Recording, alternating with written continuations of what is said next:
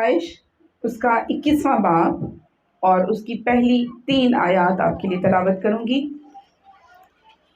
اور خداوند نے جیسا اس نے فرمایا تھا سارا پر نظر کی، اور اس نے اپنے وعدہ کے مطابق سارا سے کیا۔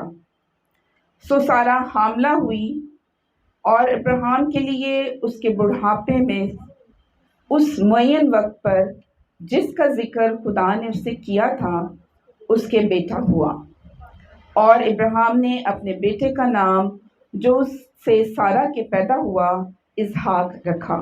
پاک نام کا پڑھا اور سنا جانا ہم سب کے لیے باعث برکت ہو۔ سب تشریف رکھیں۔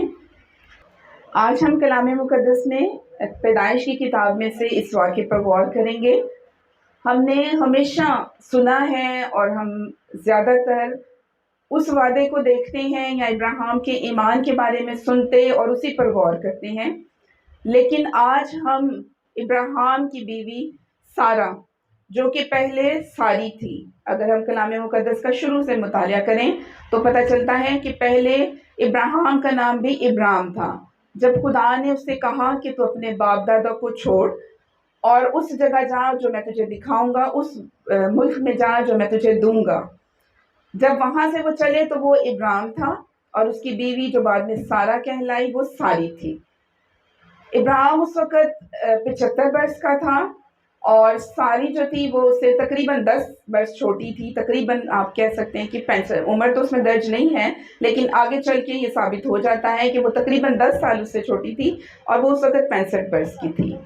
انہوں نے خدا کے حکم کی تعمیل کی، اور جیسا اس نے کہا اپنے آباء و اجداد کو چھوڑ کر وہ نکلے۔ خدا کے حکم کی تعمیل کرتے ہوئے جب وہ ملک کنعان میں پہنچے تو وہاں پر انہوں نے اس چیز کو محسوس کیا کہ وہ، اور ساری نے یہ جو تھا زیادہ محسوس کیا کہ وہ بے اولاد ہے۔ اب وہ ضعیف ہو چکی ہے، ابراہیم بھی بزرگ ہو چکا ہے، ان کے اولاد نہیں ہے۔ تو اس نے سوچا کہ اپنی لونڈی ابراہیم کو دیتی ہوں، اور اس نے ایسا ہی کیا۔ ابراہیم کو اپنی لونڈی ہاجرہ دی کہ وہ اس کی بیوی بنے، اور یوں ہاجرہ جو تھی وہ حاملہ ہوتی ہے، اس سے اسماعیل پیدا ہوتا ہے۔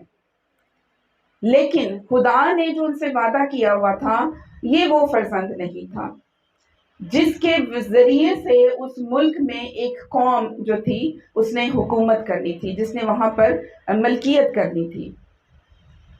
ہاجرہ سے بیٹا تو پیدا ہوا، بے شک وہ ابراہیم کے صلب سے تھا، لیکن جس کا وعدہ خدا نے کیا تھا اور جو خدا کا منصوبہ تھا اس میں سارا بھی شامل تھی۔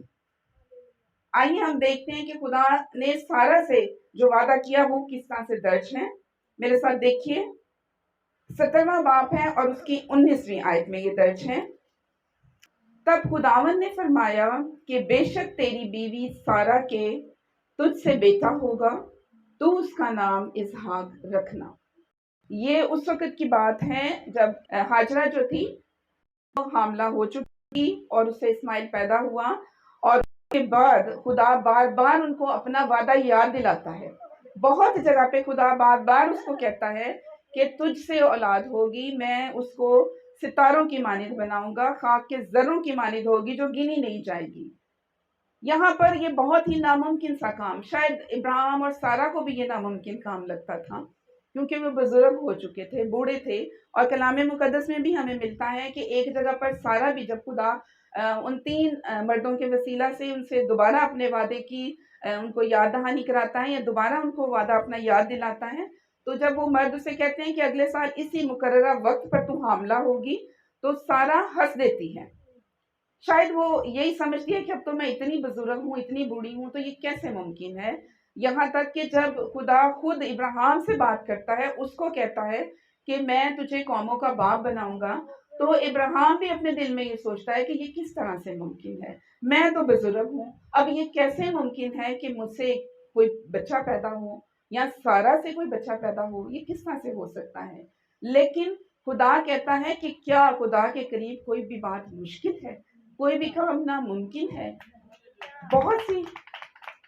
بہت سی جگہ پہ کلام مقدس کو جب اس پوری واقعے کو، کہانی کو ہم پڑھیں نا، تو جب ہاجرہ جو ہے اس کو ابراہیم کی بیوی کے لیے وہ کہتی ہے نا کہ تو اس کو اپنی بیوی بنا، تو یہاں پر بھی سارا جو ہے وہ اپنے طریقے سے شاید اپنے طریقے سے چاہتی ہے کہ اولاد ہو یا ہمارا کوئی نام لیوا ہو، لیکن جو خدا کا منصوبہ ہے وہ خدا اپنے منصوبے کے مطابق کام کرتا ہے، ان کو بار بار اپنے وعدے یاد دلاتا ہے۔ 12ویں باب میں، 13ویں باب میں، 15ویں باب میں ہم پڑھتے ہیں خدا سے کہتا ہے میں تیری نسل کو خاک کے ذروں کی مانند بناؤں گا۔ 15ویں باب میں وہ کہتا ہے کہ اب تو آسمان کی طرف نگاہ کر اور اگر تو ستاروں کو گن سکتا ہے تو گن، اور اس سے کہا کہ تیری اولاد ایسی ہی ہوگی۔ ہمیں بھی یہ بہت ناممکن بات لگتی ہے، کیونکہ جب خدا نے برکت دی، جب سارا حاملہ ہوئی، جو خدا نے وقت ٹھہرایا تھا اس کے مطابق جب وہ حاملہ ہوئی تو اس وقت وہ 90 برس کی تھی، بہت بوڑھی تھی، شاید اس وقت تک تو عورت کی طاقت بھی نہیں رہتی۔ لیکن میں آپ کو بتاؤں خدا نے ساری سے اس کو جب سارا کیا تھا نا تو اس کا مطلب ہی یہ تھا کہ ایک طاقتور عورت، تو وہ شہزادی بھی اس کا مطلب ہے، طاقتور عورت بھی اس کا مطلب ہے، اور بزرگی میں اس نے اس بچے کو وعدہ کے فرزند کو پیدا کیا، وہ اس دنیا میں آیا اور خدا کا وعدہ ان کی زندگیوں میں اس طرح سے پورا ہوا۔ یہ وہی خدا ہے جس نے مقدسہ مریم کے ذریعے سے ہمارے نجات دہندہ کو بھی بھیجا۔ وہ بھی ایک ناممکن کام تھا، ایک کنواری کیسے حاملہ ہو سکتی ہے، لیکن یہ اس کی قدرت تھی، یہ اس کا منصوبہ تھا۔ اور دونوں جگہ پہ آپ دیکھیں کہ خدا اپنے منصوبے کو کس طرح سے پورا کرتا ہے۔ یہاں پہ ہماری عقل، ہماری سمجھ دنگ رہ جاتی ہے، اور خدا اپنے کام کرنا جانتا ہے، وہ اپنے وعدے کو پورا کرتا ہے۔ جب ابراہیم اپنے ملک سے نکلتا ہے، وہاں سے لے کر 75 برس کا تھا جب وہ نکلا، اور 100 برس کا تھا جب اسحاق پیدا ہوا، تو 25 سال کا عرصہ کس قدر بڑا عرصہ ہے۔ اس میں وہ اپنے ایمان میں ڈگمگائے بھی ہوں گے، کہیں پہ ان کے دل میں شک بھی پیدا ہوا، لیکن خدا ان کو اپنے وعدے یاد دلاتا رہا، ان کا ایمان قائم رہا، اور انہوں نے اس وعدہ کے فرزند کو اپنی زندگی میں لیا، کیونکہ خدا نے کہا تھا فرزند سے، اسحاق سے ہی جو ہے تیری قوم جو ہے وہ بڑھے گی، اس کے نسل سے تیرے نسل بڑھے گی، اور اسی سے بادشاہ پیدا ہوں گے۔ اسماعیل کے ساتھ یہ وعدہ نہیں تھا۔ تو ہماری زندگیوں میں بھی وہ کام کر سکتا ہے۔ اگر خدا نے ہم سے کوئی وعدہ کیا ہے تو ہمیں اپنے طور سے اس کے لیے راستے نہیں نکالنے، ہم راستہ بھی نکال لیں گے، ہم حل بھی سوچ لیں گے، لیکن جو وقت خدا نے ٹھہرایا ہوا ہے نا، ہم اس وقت کو جلدی نہیں لے کے آ سکتے۔ جو وقت خدا نے اس کام کے لیے، اس منصوبے کو پورا کرنے کے لیے ٹھہرایا ہے، خدا ہی جانتا ہے، اور ہم اپنے ایمان میں قائم رہنا ہے۔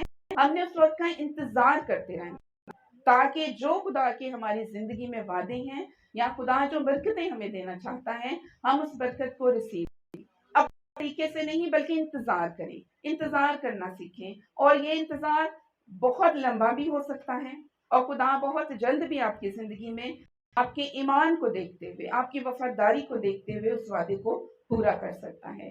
اس سے ہمیں اپنی زندگیوں پر غور کرنا ہے۔ بے شمارہ کمزور تھی، رسیدہ تھی، اور افسیوں کی کتاب 11ویں باب کی 11 آیت میں بھی ہے کہ اس نے ایمان کی وسیلہ سے ہی اسحاق کو اپنی زندگی میں لیا، وعدے کے فرزند کو لیا تھا۔ اسی طرح ہمیں بھی خدا پر بھروسہ رکھنا ہے، ایمان رکھنا ہے، اپنی نگاہیں پر رکھنی ہے۔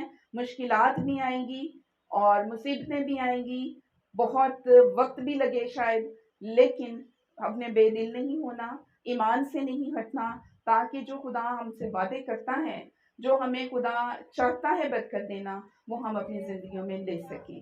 آئیں خدا سے دعا کریں کہ ہم اپنے ایمان میں قائم رہیں، اور خدا کے فیصلوں پر، اس کے منصوبوں کے ساتھ ہم وفاداری کریں، اور اپنی زندگیوں میں برکت حاصل کر سکیں۔ خدا ہم سب کو اس کلام کے وسیلہ سے برکت دے۔